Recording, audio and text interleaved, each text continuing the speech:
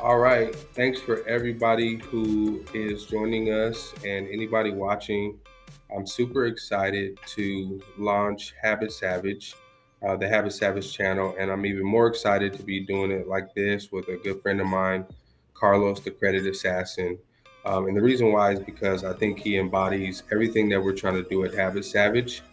So tune in and listen. I think this is going to be a really important story, especially because I believe that Carlos is on his way to great success. So, Carlos, how you doing today? Hey man, what's going on? What's going on, Omar? And welcome to all your audience. Thank you for having me. I'm excited to be here today. Definitely, I'm preaching the gospel, and I think you're doing something great as a habit savage ambassador. And that's what we gotta be. You gotta be savage in everything you do. The only action that you should be taking today is massive action, and that's what habit savage means. So, thank you for having me. Exactly, right on, man. Well, this is our first time sitting down and interviewing together, so I want to get, I want to start from the beginning and get some of your backstory, Yeah, just so that yeah. we correlate it into what you do right now. So, where are you from? Where did you grow up? Hi, man. So I'm from Venezuela. I was born in Venezuela, raised in Colombia. I lived in a third world country for a while. I know what poverty is. I know what it is to actually have a parent in another country and a parent over there helping us out. So I know the struggles that go through not living in the United States, and that's one thing that I'm so I'm an advocate of. I want to be able to help people so they could see they could switch that mentality. But brother, man, I grew up in a third world country in Colombia. Things were not too good for us, but we were blessed enough to make it to the United States at age 16, and my brothers were and sisters were a little bit younger. But came here when I was 16. I lived in New York for a little bit, and then from there on, I used to play. So my background, I used to play baseball. So I played minor leagues. That was one of the things that I always wanted to do. That was my dream. But coming from also from a third world country, and also Spanish family, one thing that they want you to do is either a ball player, you either gonna become a doctor or an attorney. One of those three. So the ball player, I couldn't do. I couldn't continue. I hurt myself. I dislocated my shoulder, and I messed up my rotator cuff. So I had to. The next best thing was to become a doctor, brother. I didn't like it at all. I did one semester. I said, "This is not for me." I Wow. decided to go into the next best thing. I wanted to prove myself. Wanted to take myself to the next level, and I went into the Marine Corps. So fast forward, 22 Well, no, years. hold. I want to get into all of that. I want, I I got it. want to Got get it. into all those details All right, because you man. said Let's a go. lot. You said a lot of interesting things there. Yes. First, just to go back, so you said you're from I got Venezuela. You grew up in Colombia.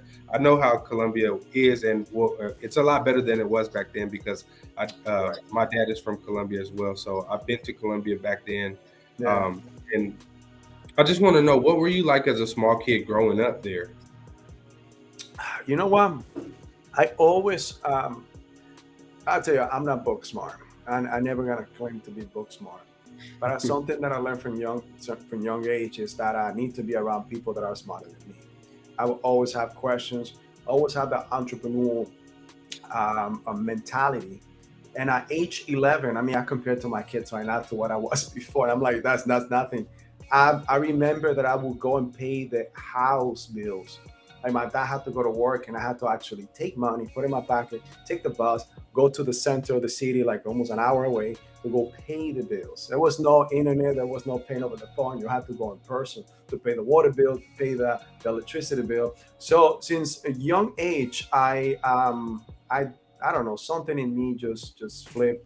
I know that I need to be someone. I need to work on something. And again, I know what I wanted. I just didn't know how to get there, and that's what took a while. Gotcha. How to and how to get there. Gotcha. So at that young age, having all that responsibility, like of course now Yeah. you've gotten the benefits from that, right? And you see how beneficial it was for you.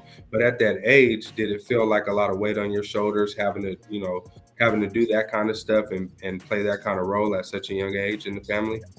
You know what? I see things a little different. To me, that was normal, by the way. That was just Hmm. the norm. That's something that I needed to do, and I think I embraced that. And I don't. I wish nothing would have been different. Why? Because it taught me the certain things that the path that I took throughout my life. While some of my friends were having fun, were playing, I also played, but I just didn't have the same liberties to do certain things, and that was Hmm. life. And you learn to understand what's going on, and you learn how to overcome. This is why today I have the mentality that things are always going to happen. Murphy's Yes. law is always around the corner. So you Yep. just have to go ahead and get up and go and see the positive on everything that happens to you, because guess what? If you fail at something, you just found out a way that didn't work. The next one may work. So, Exactly. so Yeah. So you touched on this just a little bit a second ago, but I want to I want you to talk about your entrepreneurial mindset as a kid. I mean, you talked about having that responsibility, going to pay the family's bills and stuff like that. But what other kind of stuff were you doing at that young age?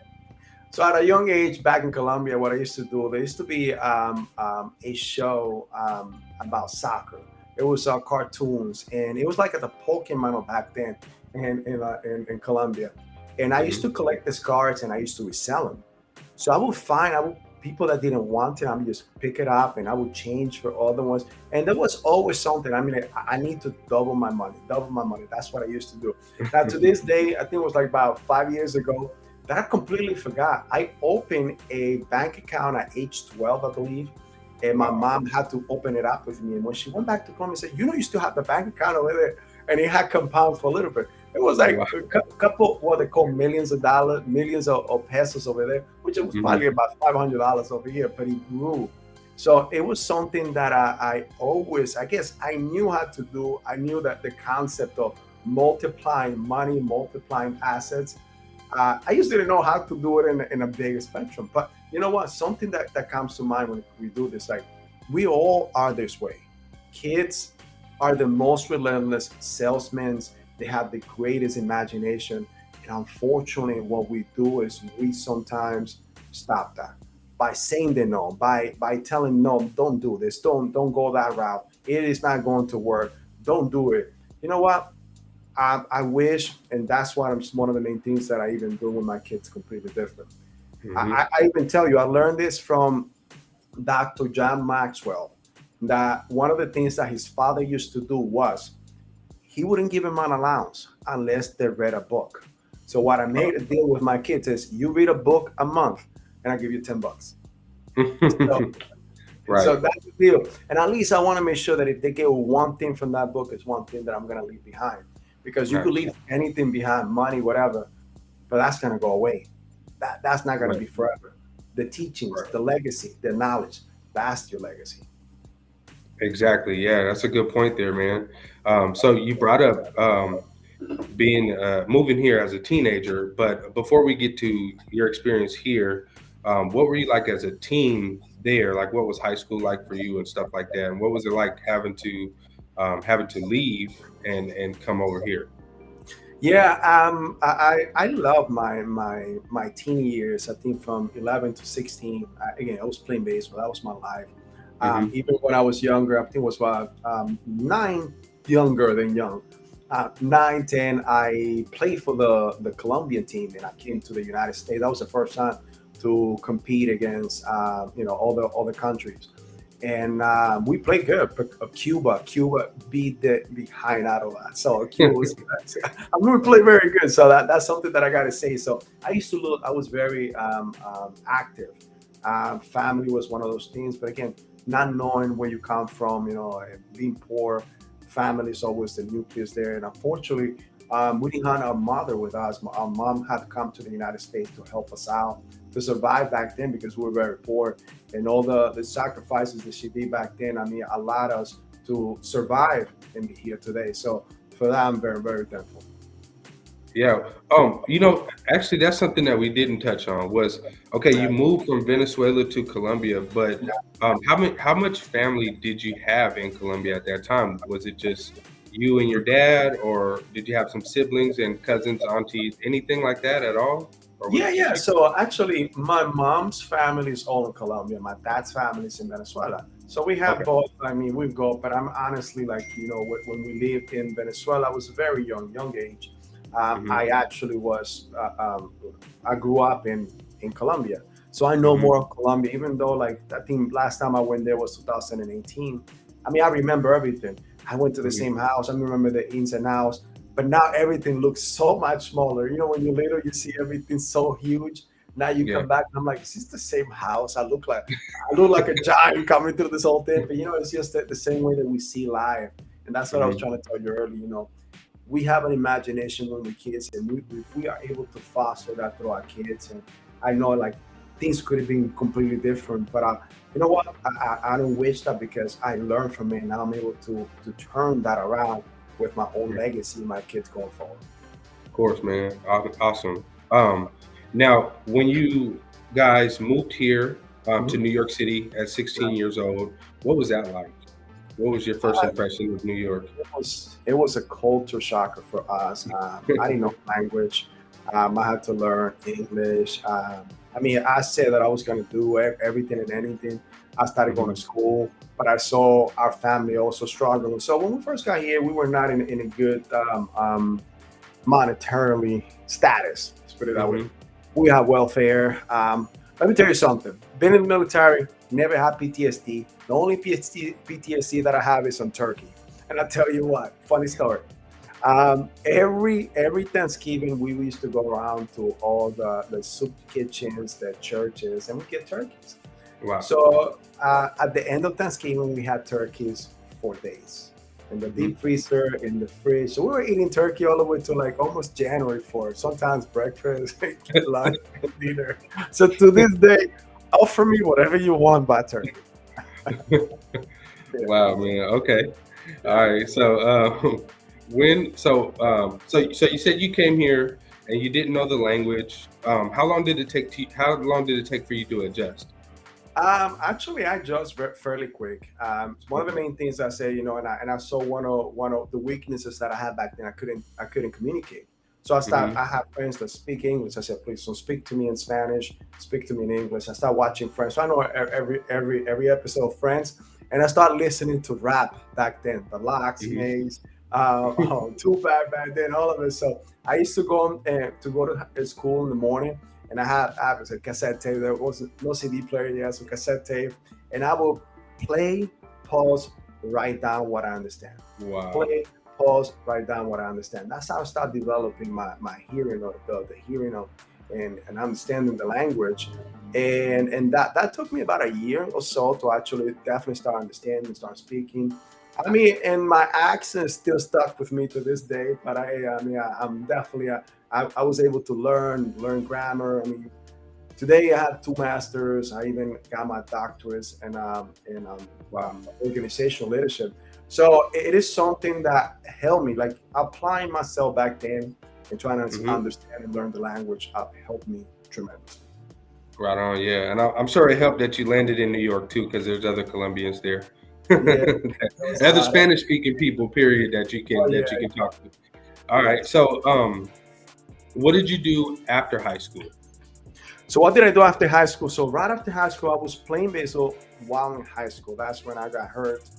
I couldn't continue. I went directly into college Hmm. to become a doctor.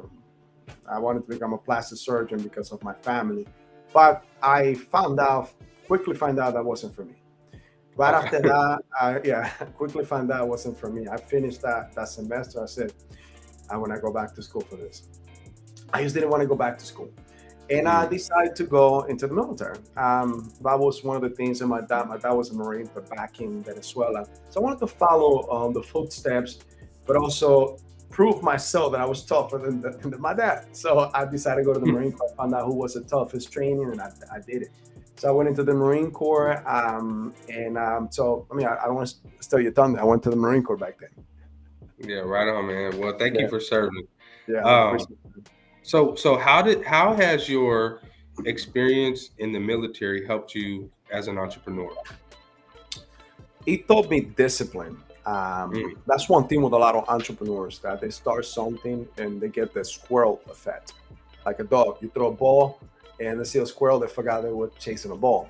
Same thing. A lot of entrepreneurs are always chasing the shiny, beautiful thing, the let me make some money, the quick type of thing. It taught me discipline. It taught me to stick by certain things or whatever I wanted to do and follow through. That's one of the main things that I know, the follow through, the focus, that becoming hyper focused on something, and also something that I believe have helped me a lot is to disassociate certain things and not become so attached to them in business, because sometimes we believe like we're doing something in an energy or a product that you put together as an entrepreneur, and this is my baby, this is my baby. But sometimes our own ego and our own pride won't allow us to understand that we're doing the wrong thing and not listen to someone else and not be coachable, and you go to a hole that you keep digging. And the first rule of holes is, if you're on a hole, stop digging. So so that's one of the Right. main things, that I did understand. And like, look, I sometimes it's hard as a man to also say I'm wrong, but I don't want to be in a room full of people where I am the smartest one. If that's Hmm. the room that I'm in, it is time for me to change room. I want to be the person that is learning within that room, and that's what I associate myself. Right on, man. Yeah, that's good stuff.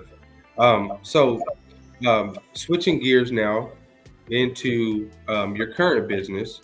Got it. Um, what is your current business, and what service do you provide? Awesome, awesome. Okay, so our company, we are the Credit Assassin. So we provide the service which is called the 360 Business Vantage. Now, our Hmm. company help the small businesses and scaling businesses to obtain credit, develop and scale credit, and obtain funding within 90 days. Our system has helped many, many people right now. We just launched about 2 months and a half ago. We have helped more than 212 clients. We're talking about, man, we have a proprietary system. We develop a software which is take the person from A to C. You could be a starting business.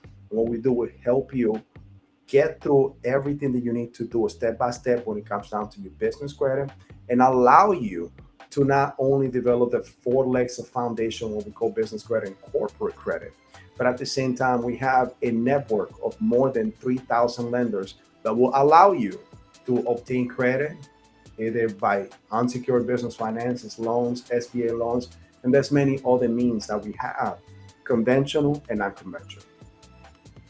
Gotcha, man. That's a great service. This is really good for.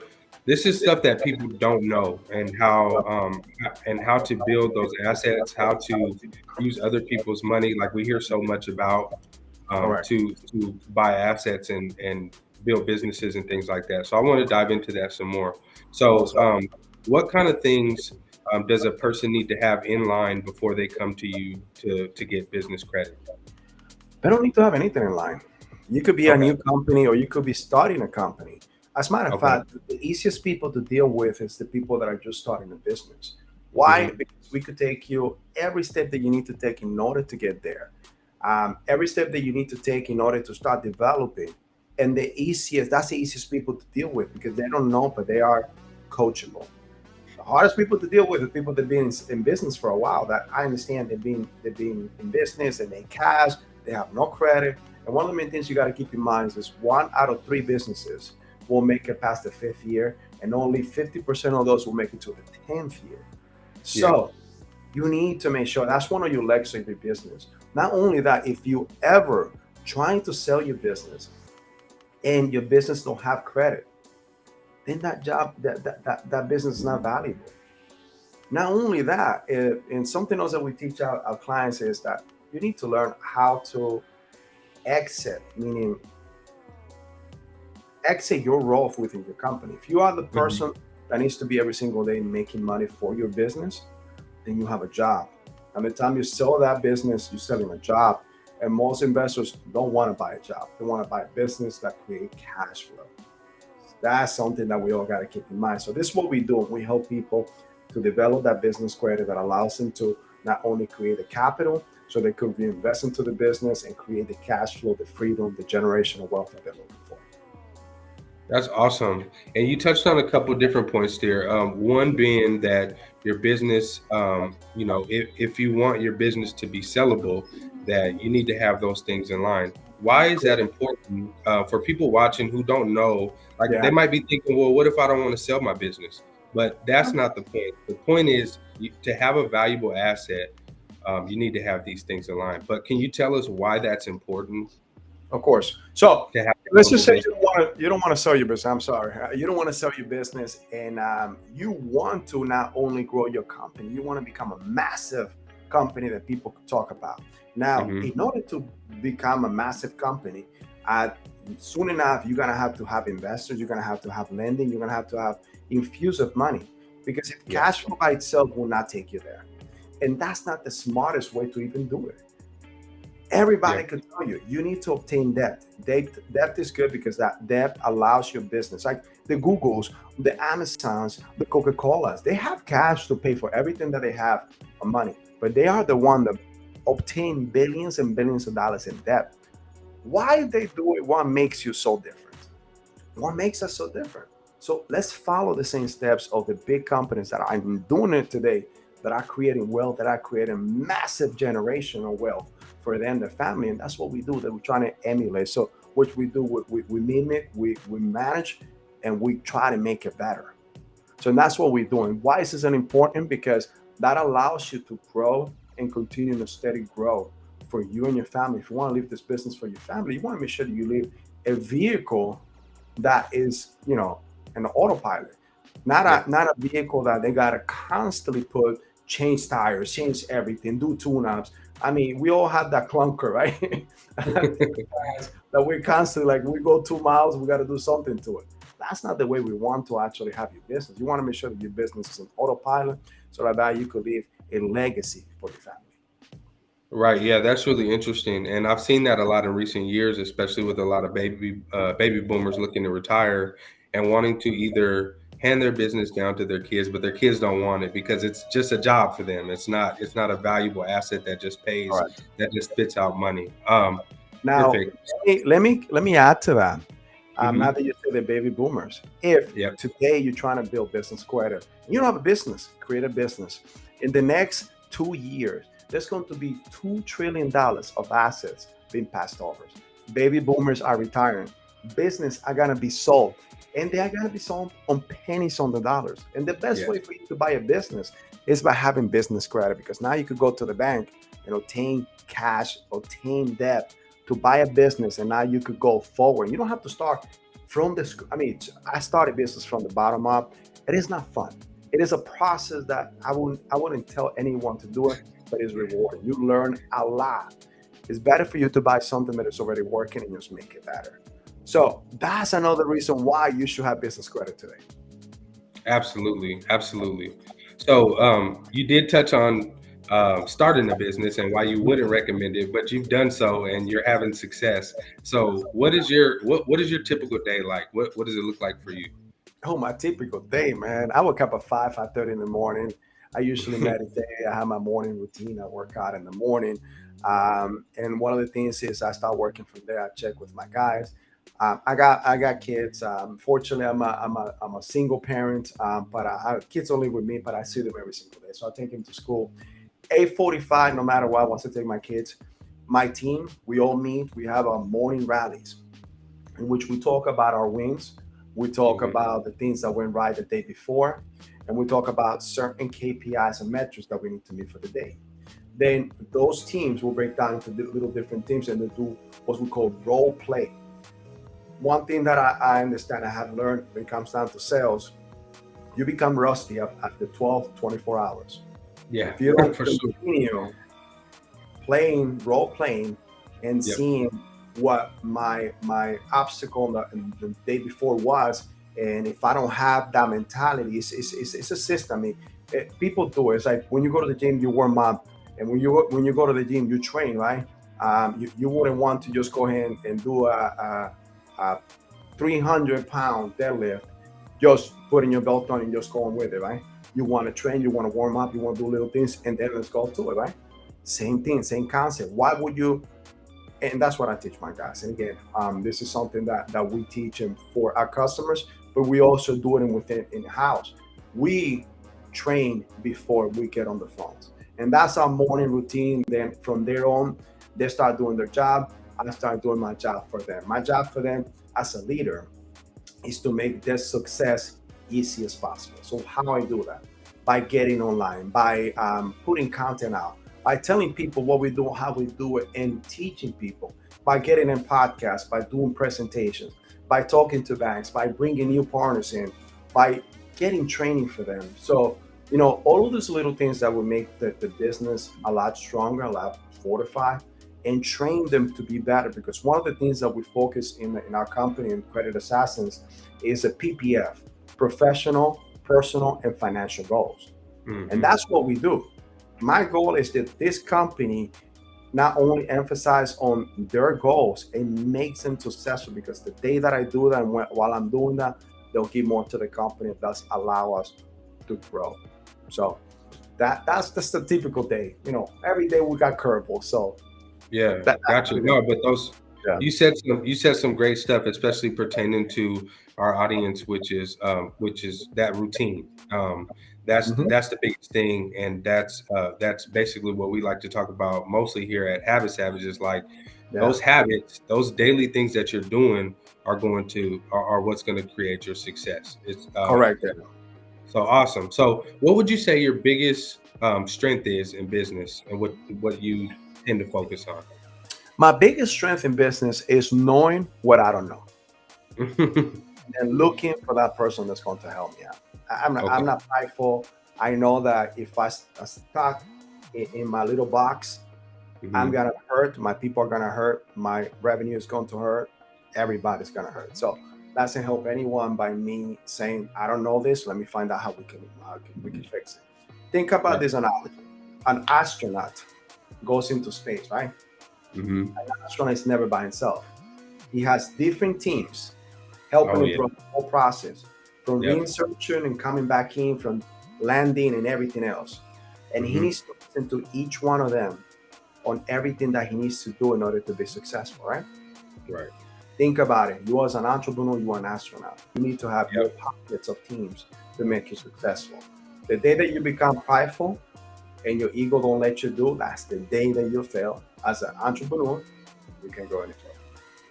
Yeah, that's a really good analogy, and it's so counterintuitive because what they teach us in school, throughout our whole lives is like if you ask anybody for help, they say, "Hey, get back over to your desk," and they teach us just how to be Yeah, solo.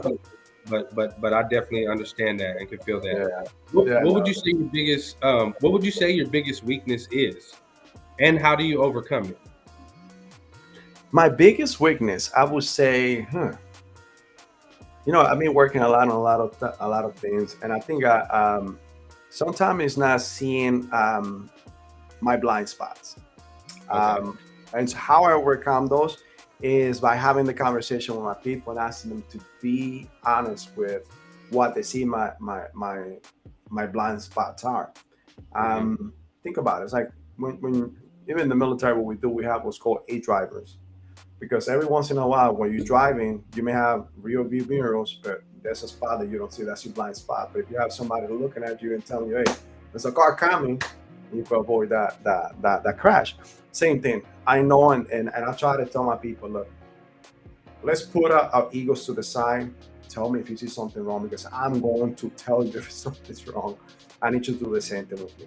And that's how I overcome that. And again, and that becomes my strength, because then I know what I don't know, and that's how I know what I don't know fast enough to make changes and make the business and the ecosystem of Credit Assassins better. Okay. Awesome, man. And what I know that ever since I've known you, you've always been, even like when we're on at a seminar or Yeah. something like that, you always make time to exercise. Like, what role Yes. does physical fitness play in your life, in business, and everything? It plays a big role. And why is that? Because it keeps me focused on what I want to do. I love to feel the completion of actually finishing a workout throughout the day, Hmm. knowing that I did something for myself, doing like it's like fixing my bed in the morning. If I don't fix my bed in the morning and I look at it a couple times, it gets me mad. Same thing. If when I don't work out throughout the day, but when I work out in the mornings, it also gets me the same way. Like, okay, well, it makes me feel like, okay, I didn't finish something throughout the day. I need to go back to it. It keeps me mentally fit, mentally Hmm. focused, and it allows me to continue because now I feel so much better about myself. And again, we all love to feel better. We all have our down days, and we all sometimes don't feel 100%. Yeah. Working out does that for me. Allows me to release that stress. Allows me to clear my mind. Not only that, that is the time in which I listen to my books. If I don't Hmm. listen to something throughout the day, that's another thing that I have a KPI. We all within the company are supposed to be listening to a piece of content 15 minutes a day. Okay. And I'm able to get that report daily of all of my guys. And if they didn't do it, that's something that we need to address. And Yeah. that includes me as well. As the Mental leader, to follow fit. my example. Yeah. So that actually allows me the time to actually kill two birds with one stone. Awesome, man. That's great. Yeah. So last question before we wrap up Yeah. is what impact do you want to have in the next 5 years? So the impact that we want to have in the next 5 years. So right now, in the next 3 years, one of the goals is to help at least 10,000 business owners to obtain at least $1 billion in lending. I want to be able to empower business owners to understand that credit is not taboo. Credit is being taboo in our culture, and people don't want to talk about it, especially in the Spanish culture. And people think that having credit, it is wrong. It is going to hurt your credit overall. No, it is going to help you, especially if you're a business owner. This is capital. It's one of those things that is going to allow you to grow and become more financial free. So I want to make sure we empower minimum of 10,000 business owners to obtain at least $1 billion in lending. That is awesome, man. That's awesome. So finally, tell us what upcoming projects you have. All right, so we have a lot of different projects, small projects. One of the main reasons is our company is gonna go out very soon. We have some new endorsements, new partnerships that we have formed. One of those is we have formed a partnership with Kevin Harrington from Hmm. Shark Tanks, Nice. which you could find very soon. We're about to see some of the little things that we put in together for you. And companies being platform, we grow and we have bring some new talent in house to the point that we're gonna grow. The goal is to actually in the next 18 months to actually grow within different 10 cities in the United States. That's awesome, man. Good stuff. Well, finally, tell us where we can find you and anything else that you'd like us to know. Awesome. Okay, guys. So one of the things that I'm going to do, if you're a business owner, if you're looking to start a business now, I'm going to give you what's called a free business success scan. What this is going to do is going to help you figure out if you meet all the compliance items that you need today to become lendable or to get some lending, to get some credit, get a loan. Now, this is going to be free of charge to each one of you. All you need to do is go to www or http member.360businessvantage.com. Or what you could do too is go to creditassassins.com, and that will take you directly into the page that you'll find out, and you'll get the landing page. You'll get a brief video that will tell you specifically what we do and how we do it. But don't forget to get your free business success scan. Now, if you are interested in us helping you up even further, we could give you coaching, unlimited coaching for the matter of 12 months. And all you got to do is give us a call at 516-600-0127. Awesome. And we're gonna put all the links in the description box. And yeah, I encourage every one of you guys watching who are interested in what Carlos is talking about, creating wealth, using other people's money, using debt to buy assets and create wealth and set up your and create that generational type of wealth that we hear about, but it's not the norm for most of us. So, Carlos, I want to thank you again for your time, man. And Thank this was an you. awesome interview. It was a great way to start out Habit Savage. Thanks. Thank you, man. Thank you for having me. I appreciate it and continue with great work, brother. Right on. All right.